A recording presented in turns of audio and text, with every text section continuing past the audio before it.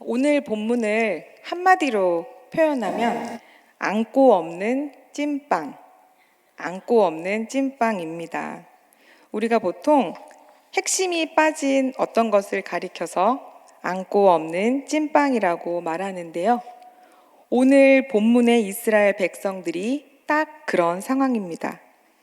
이스라엘 백성들은 장구한 노예 생활과 광야 여정을 끝으로 마침내 약속의 땅을 눈앞에 두고 있었습니다. 그런데 하나님께서 충격적인 말씀을 하시는 겁니다. 본문 3절입니다. 너희를 젖과 꿀이 흐르는 땅에 이르게 하려니와 나는 너희와 함께 올라가지 아니하리니 너희는 목이 곧은 백성인즉 내가 길에서 너희를 진멸할까 염려함이니라 하시니. 하나님의 말씀인 즉슨 너희를 약속의 땅으로는 인도해 드리겠지만 함께 가시지는 않는다는 겁니다. 약속은 지키시는데 함께 가시지는 않는다. 이 무슨 청천벽력 같은 말씀인가요? 어쩌다가 이런 일이 벌어졌을까요? 그 힌트는 바로 목이 곧은 백성이라는 하나님의 말씀에 있습니다. 본문의 전 내용이 담긴 출애굽기 32장을 보면 악명 높은 금송아지 우상숭배 사건이 나옵니다. 모세는 율법을 받기 위해서 이때 시내산에 40일 밤낮으로 머물고 있었습니다. 모세를 기다리던 백성들은 두려움과 조바심에 휩싸였어요. 그리고 아무리 기다려도 모세가 돌아오지 않자 기어코 백성들은 아론에게 다른 신을 만들어내라고 폭동을 일으켰습니다. 출애굽기 32장 1절 말씀입니다. 일어나라, 우리를 위하여 우리를 인도할 신을 만들라. 이 모세 곧 우리를 애굽 땅에서 인도하여 낸 사람은 어찌 되었는지 알지 못함이니라. 이 말씀에 보면 우리를 이라는 말이 3번 나오고 있습니다. 우리를 위하여, 우리를 애굽에서, 우리를 인도할. 이는 이스라엘 백성들이 얼마나 자기중심적인지를 보여주고 있습니다. 아주 심각한 영적 결핍의 상태. 하나님이 주인이 아니라 이스라엘 백성들 자신이 주인인 상태입니다. 그런데 남아있던 지도자 아론이 있었죠. 아론은 어떻게 해야 됐습니까? 백성들을 막아서서 백성들이 그런 우상숭배를 하지 못하도록 하는 게 지도자의 역할이었지만 아론은 그들을 진정시키기는커녕 그들의 요구대로 황금 송아지를 만들어 줍니다. 이때 아론이 뭐라고 말하냐면 너희 아내와 자녀들의 귀에서 금고리를 빼어 내게로 가져오라 라고 말을 했는데요. 이 장신구들은 출애굽 당시 애굽 사람들에게서 취한 것들로서 이스라엘 백성들의 해방과 하나님의 공급하심을 상징하는 물건이었습니다. 하지만 하나님의 함께하심과 축복의 상징이었던 이 금부치들이 어떻게 바뀌었죠? 금송아지 우상을 만드는 재료로 사용이 됩니다. 이는 하나님께서 주신 축복과 은혜의 상징물들이 어떻게 변질돼서 하나님을 대적하는 데 쓰이는지 보여주는 아주 비극적인 예시입니다. 결국 아론은 금송아지를 만들었고 이스라엘 백성들은 이방인들이 마치 그 나라의 신을 섬기는 모습 그대로 금송아지 우상 앞에서 광란의 파티를 벌입니다. 출애굽기 32장 6절은 이 모습을 이렇게 표현합니다. 먹고 마시며 일어나서 뛰놀더라. 여기서 뛰놀다라는 건 그냥 막 즐거워서 덩실덩실 춤추는 모습을 가리키는 것만은 아니고요. 원어를 살펴보면 음란하고 부도덕한 행위를 무질서하게 행했다는 의미도 들어가 있습니다. 지금 하나님은 모세를 불러서 율법을 주시면서 이스라엘 백성을 거룩한 당시의 나라요, 시민으로 세우고 계신데 정작 그 당사자인 백성들은 우상 숭배와 음란에 취해서 하나님을 배신하고 있는 것입니다. 이러니 어찌 하나님께서 이스라엘 백성들과 함께 할 수 있었을까요? 사실 하나님은 너무 진노하셔서 백성들을 일시에 진멸하고 모세에게 새로운 다른 큰 나라를 일으켜 주시겠다고 하셨어요. 하지만 모세는 간곡하게 목숨을 건 중보 기도로 화를 면하게 됩니다. 그래서 결국 하나님은 이스라엘 백성들을 약속의 땅으로 인도는 하되 함께 나아가지는 않으시겠다고 말씀하신 것입니다. 오늘 본문을 통해 우리는 몇 가지 교훈을 얻을 수 있습니다. 첫 번째는 하나님께서 함께 하시지 않으면 그 어떤 풍요도 성공도 심지어 약속의 땅도 아무 소용이 없다는 것입니다. 이 세상을 살아가면서 우리가 사모해야 할 것은 하나님을 통해서 기도가 응답되고 하나님을 통해서 병이 낫고 하나님을 통해서 기적을 체험하는 것이 아닙니다. 우리가 진정 사모해야 할 것은 하나님과 동행하고 그분을 즐거워하는 삶 자체입니다. 임마누엘 하나님, 우리와 함께 하시는 하나님이 단연코 우리에게는 가장 우선순위입니다. 성도 여러분, 하나님이 함께 하시지 않는 만남, 하나님이 함께 하시지 않는 결혼 생활, 하나님이 함께 하시지 않는 회사 생활, 하나님이 함께 하시지 않는 학교 생활, 사업, 그 모든 것은 아무 의미가 없습니다. 처음에 하나님과 함께 시작했더라도 중간에 하나님이 없어지고 자기 욕심만 남는다면 결국 그것은 고통이요 슬픔이 될 수밖에 없습니다. 제가 대학생 때 캠퍼스 사역을 하면서 알게 된 한 목사님이 계세요. 지금은 세상을 떠나셨습니다. 이종웅 목사님이라는 분이신데요. 이분은 1967년에 서울대학교 토목공학과를 졸업을 하셨고 서울대학교 캠퍼스 복음화를 위해서 아주 열심히 사역을 하던 열정적인 사역자였습니다. 그런데 이 목사님이 막 사역을 하다 보니까 사람들을 이 민족을 위한 지도자로 세우는 교육이 필요하다. 사람들을 훈련시켜야겠다. 그리고 또 사람들을 훈련시키려다 보니까 건물이 필요하고 기숙사도 필요하고 또 좋은 선생님을 모시려니까 돈이 많이 필요한 거예요. 그래서 이분이 기도를 했대요. 어떤 기도를 했냐면 하나님, 저에게 40억만 주세요. 40억을 주시면 20억은 학교를 세우고 20억은 사업체를 만들어서 서울대나 육사보다 우월한 대학을 만들어서 민족을 책임지는 하나님의 일꾼을 키워내겠습니다. 이렇게 기도를 하셨대요. 1970년대에 40억은 어떤 가치가 있었을까요?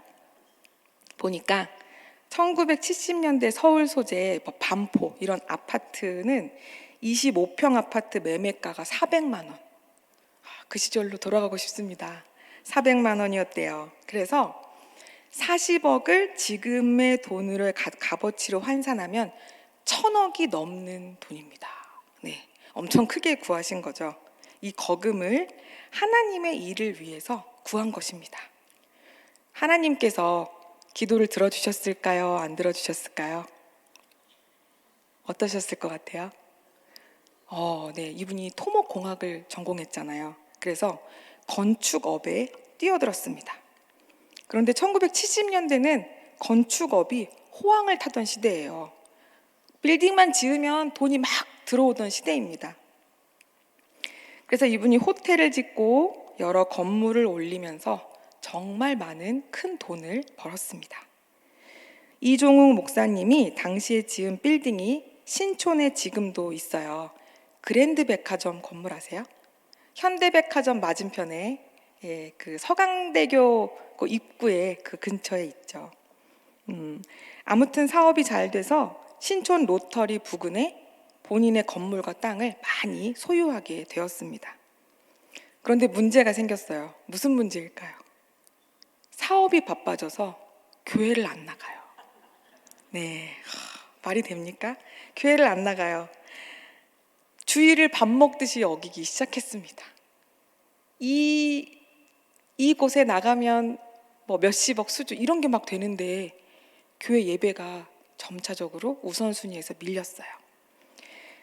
그래서 처음에는 하나님을 위해 돈을 벌었는데 돈을 벌다 보니 하나님이 온데간데 없어졌습니다.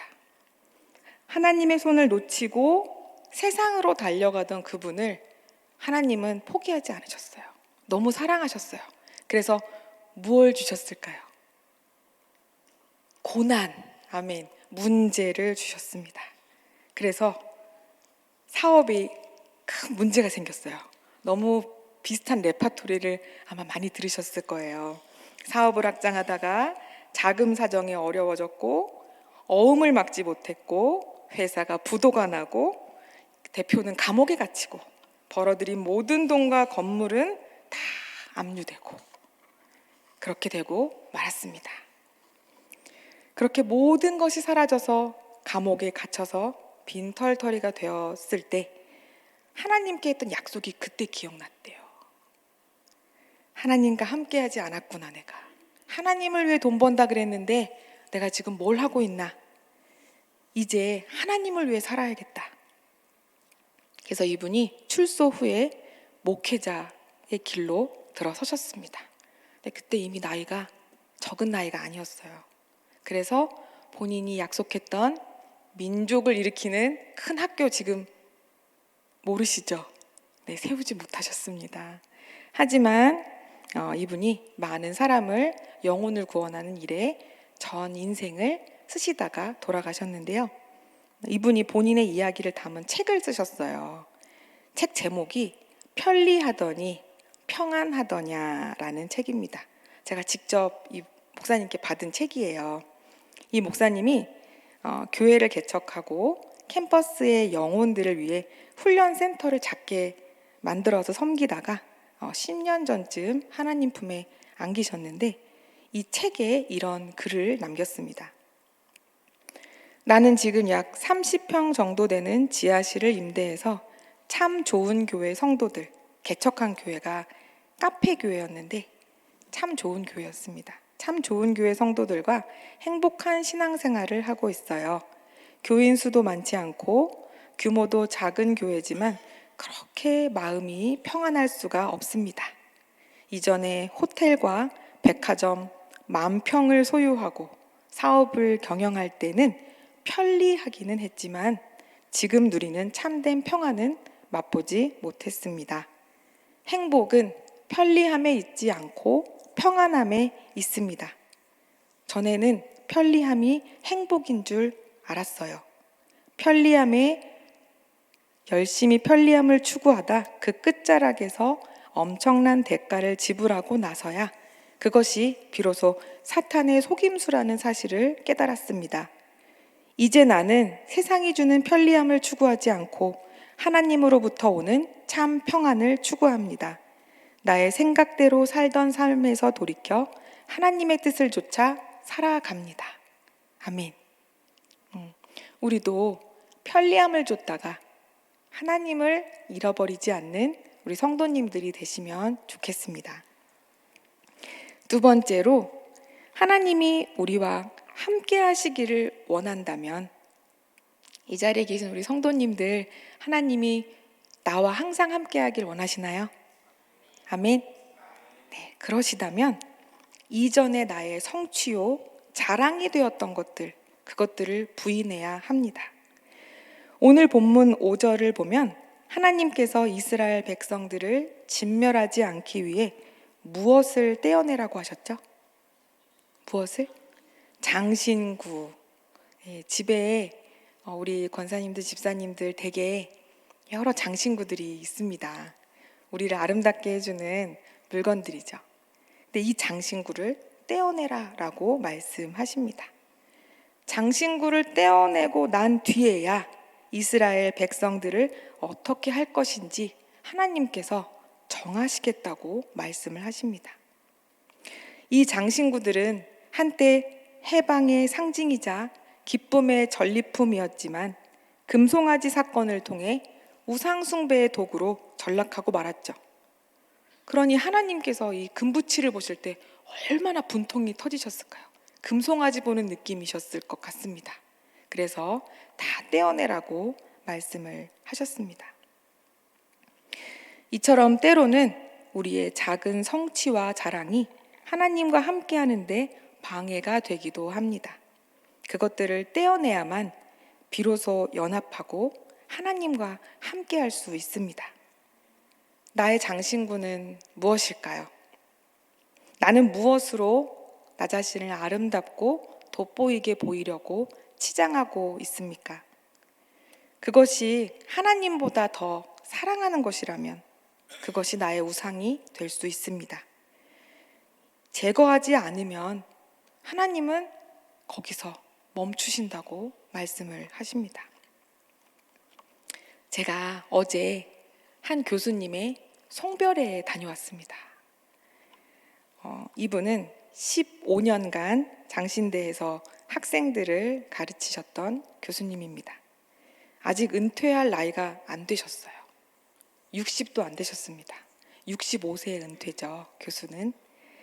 그런데 돌연 사임한다는 소식이 들리는 거예요, 이분이. 그리고 어딘가로 선교를 떠나신다, 이런 얘기가 들리는 거예요. 설마 아니겠지, 잘못 들었겠지 했는데 결국 이 모든 이야기가 사실이었습니다. 어제 송별회 자리에 이제 참석을 해서 어떡하다가 이런 일이 일어났는지 그 교수님에게 직접 이야기를 들을 수 있었는데 저는 사실 제가 회개합니다. 더 좋은 자리가 있어서 가시는 건가 보다 이렇게 생각을 했는데 그것이 아니었습니다. 눈물이 나는 숙연하고도 감동적인 그런 이야기를 전해주셨습니다. 이분은 이제 일본에서 공부를 하셨기 때문에 일본 땅을 향해서 나아가신다고 합니다. 우리 오사카로 우리 청년들이 곧 떠나죠. 일본에는 작은 교회들이 꽤 있는데 그 교회를 돌볼 목회자들이 부족해서 성도님들이 그저 예배를 드리는 그런 교회도 많다고 합니다. 그래서 참 우리 한국 교회는 그래도 아직 목회자가 많아요. 그래서 우리는 많은 목회자들을 또 만나고 그분들을 통해서 이렇게 도움을 받을 수 있는데 일본은 목회자가 많이 부족하다고 합니다. 그래서 성도는 있지만 목회자가 없어 성도들끼리 예배드리는 교회에 부임을 하셔서 그 교회만 돌보는 것이 아니라 그 교회 주변에 4군데 혹은 5군데의 교회에 목사님이 없는 교회에 성만찬도 집행하고 목사님만 할 수 있는 세례식도 집행하고 말씀 사역도 하는, 이제 말하자면 예전에는 순회 설교자, 순회 사역자, 순회하는 목회자들이 계셨어요. 그런 일을 하러 선교사로 나가시려고 학교 교수직을 내려놓으신 거였더라고요. 그런데 이 계획이 갑자기 시작된 게 아니고 2018년에 시작이 됐대요. 2018년에 교수님한테 무슨 일이 있었냐면 뇌졸중으로 쓰러지신 거예요. 50대 초반에. 근데 여러분, 뇌졸중이 증상과 예후가 어떻죠? 위험하죠. 말을 못할 수도 있고요. 아니면 팔다리가 마비가 될 수도 있죠. 아니면은 얼굴이 구안화사처럼 이그러질 수도 있습니다. 그런데 뇌졸중이 와서 쓰러져서 목숨을 잃을 뻔했었는데 하나님께서 기적적으로 살려주시고 거의 완치, 거의 많은 증상 없이 완치를 시켜주셨대요. 그때부터 나는 원래 그때 죽는 거였는데 하나님이 살려주셨구나. 내 남은 인생을 정말 소외된 곳, 후미진 곳, 어두운 곳으로 가서 온전히 하나님께 드려야지, 이런 마음을 먹으셨대요. 그리고 그 마지노선을 환갑, 60세로 딱 잡고 계셨던 거예요. 그런데 아직 60이 안 되셨거든요. 최근에 이제 신대원은 사경회를 하잖아요. 사경회를 하면 이제 교수님들이 이제 사회를 보십니다. 이제 그날 사회였대요. 그래서 맨 앞자리에 앉아서 저기 인천에 아주 큰 교회를 하시는 목사님의 설교를 이렇게 듣고 있는데, 주기철 목사님의 순교 이야기와 그런 고난의 이야기를 막 들려주시더래요. 그래서 그 말씀을 듣고 있는데 하나님께서 말씀을 하셨대요. 너 지금 뭐 하고 있느냐? 이런 음성을 들려주셨다고 합니다.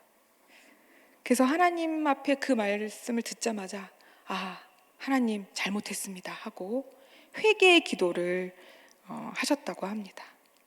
그리고 일주일간 내가 들은 음성이 확실한가? 하나님이 정말 나에게 원하시는 게 맞나? 하고 기도를 하고 확신을 갖고 누구랑 상의를 해야 되죠? 누구? 하나님은 이미 상의했고 가족이죠. 특히 아내하고 상의를 해야죠. 아내가 안 된다고 하면 못 가요. 맞죠? 네. 그래서 아내분께 상의를 했대요. 그랬더니 우리 사모님께서 얘기를 듣자마자 아주 간결하고 아주 명확하게 이렇게 말씀하셨대요. 하나님의 부르심이네. 그래서 아멘. 하나님의 부르심, 아내의 허락, 이 두 가지가 큰 응답이 되어서 이제 가야겠다. 더 이상 미루지 말자 하고 사임을 하신 거였습니다. 신학교에서 학생들을 가르치고 목회자를 양성하고 후학들을 키우는 것도 진짜 귀한 일입니다, 여러분. 안 귀한 일은 아니에요. 하지만 하나님께서 부르신 그 부르심에 더 크게 헌신하고 싶은 마음으로 결국 그간 봉직하던 교수직을 반납하셨습니다. 더 큰 하나님을 만나기 위해, 그 부르심에 순종하기 위해 이전에 자신이 이뤘던 작은 성취, 즉 장신구를 떼어내신 것입니다. 이 고백이 성별에 앉아있던 모든 사람들에게 큰 감동과 도전이 되었고 울림이 되었습니다. 과연 신학함이란 무엇인가? 우리는 하나님의 부르심에 언제 순종하는가? 언제든 그런 것들을 생각하게 하는 시간이 되었습니다. 이처럼 하나님과 가까이 하기 위해서, 하나님과 함께 하기 위해서 부인하고 내려놓아야 할 것이 꼭 죄나 나쁜 것만 있는 것은 아닙니다. 우리 삶이 안락해지면 하나님을 붙잡는 손 또한 나약해지지 않나요? 그래서 잘 살고 나라가 선진국이 되고 점차적으로 삶의 질이 높아지면 믿는 사람들이 적어집니다. 그러면 이런 부흥이 아프리카나 남아메리카나 이런 곳으로 막 가는 것을 보거든요. 우리가 하나님을 간절히 붙잡는 순간은 평안하고 안락한 때가 아닙니다. 어떻게 할 수 없는 문제 앞에서, 어디로 나아가야 할지 모르는 막막함 속에서, 또 갑작스러운 사고와 넘어짐 앞에서 우리는 하나님을 간절히 붙들고 그분을 소리 높여 부릅니다. 그렇기에 지금 여러 문제와 어려움으로 슬퍼하고 아파하고 있는 분들이 계시다면 감사하시기 바랍니다. 하나님이 더 함께 하시려고, 더 깊이 만나 주시려고 우리를 붙잡아 주시는 손길이기 때문입니다. 사랑하는 광석교회 성도 여러분, 여러분은 지난날 여러분이 가진 소원을 이루셨습니까? 약속의 땅에 들어가 그 풍성함을 누리고 살고 있습니까? 그럭저럭 평안하게 혹은 편안하게, 편리하게 살고 계시진 않습니까? 질문 한 가지를 드리려고 합니다. 그 이루어진 소원 안에 하나님이 함께하고 있습니까? 그 성취 가운데 하나님이 여전히 주인으로 자리 잡고 계신가요? 하나님께서 여전히 나와 더 가까이 하고 계신가요? 아무쪼록 오늘 이 밤에 내가 하나님과 함께하며 하나님의 삶 중심에 모시고 살기 위해서 내 삶에 존재하는 나를 꾸미고 있는 어떤 장신구들을 버려야 할지, 또 어떤 모습들을 회개해야 할지 생각해 보시고 또 깊이 솔직하게 간절히 기도하는 여러분이 되시기 바랍니다. 그래서 안고 없는 찐빵 같은 인생이 아니라 하나님과 모든 순간 함께하는 안고 있는 찐빵 같은 인생을 살아내시기를 주님의 이름으로 간절히 축원합니다. 아멘.